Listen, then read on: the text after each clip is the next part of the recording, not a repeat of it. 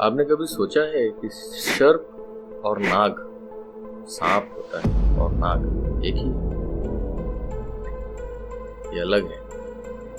कैसे अलग है, जरा सोचिए। पुराने के अनुसार ऋषि कश्यप और उनकी पत्नी कद्रू से जो पुत्र उत्पन्न हुए उनको नाग कहा गया। नागों की जो ऊर्जा है वो अद्भुत है, जिनको हम एक्स्ट्रा टेरेस्ट्रियल एनर्जीज बोल सकते हैं या एक्स्ट्रा टेरेस्ट्रियल एबिलिटीज बोल सकते हैं। उनकी कुंडलिनी जिन्हें हम बोलते हैं वो स्वतः जागृत है। उसकी वजह से वो अद्भुत चीजें कर पाते, बट उनकी एक लिमिटेशंस थी। उनको कहा गया कि आप मानवों के बीच में, इंसानों के बीच में अपने आप को स्थापित नहीं कर सकते। वही उन्होंने किया। जब उन्होंने अपने आप को मानवों के बीच में स्थापित किया, अपना राज्य बनाया, इंटर मैरिजेस की, शादियां की आपस में, तो उनको डिग्रेड कर दिया गया और उनको श्राप मिला। इस श्राप से मुक्ति के लिए श्री कृष्ण ने उनको रास्ता बताया कि आप पाताल लोक चले जाएं और पाताल लोक में रहने लगे। तभी से ये सारे नाग पाताल लोक में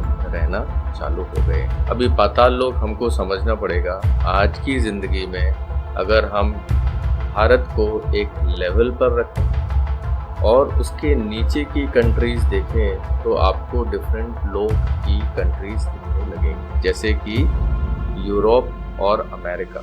अमेरिका को आज की जिंदगी में पाताल लोक कहा जा सकता है।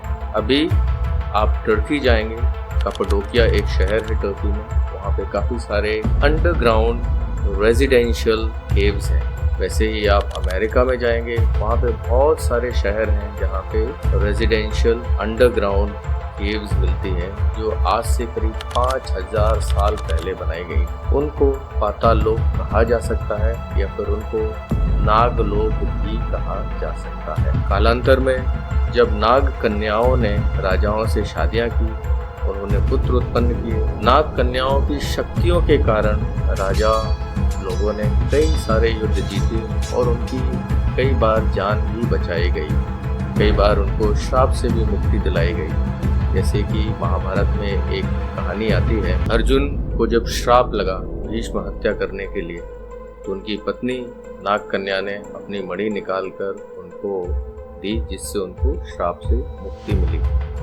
ऐसी काफ़ी कहानियां हैं जहाँ पे नाग कन्याओं ने काफ़ी राजाओं की जान बचाई और उनको आगे राज्य फैलाने के लिए मदद की। इनका योगदान राजाओं से अछूता नहीं रहा। इनके योगदान के धन्यवाद करने के लिए जब भी मंदिर बनाए गए, 9वीं शताब्दी से 11वीं शताब्दी के बीच में जितने भी मंदिर बनाए गए, उसमें नाग कन्याओं की चर्चा का, नाग कन्याओं के योगदान का भरपूर उल्लेख किया गया। इसी वजह से जितनी भी आकृतियां हैं मंदिरों के बाहर, नाग कन्याओं की आकृतियां, ये इस चीज़ को दर्शाती हैं कि नाग कन्याओं का राजाओं के जीवन में, हिंदुस्तान के समाज में और हिंदुस्तान के इतिहास में बहुत बड़ा योगदान रहा।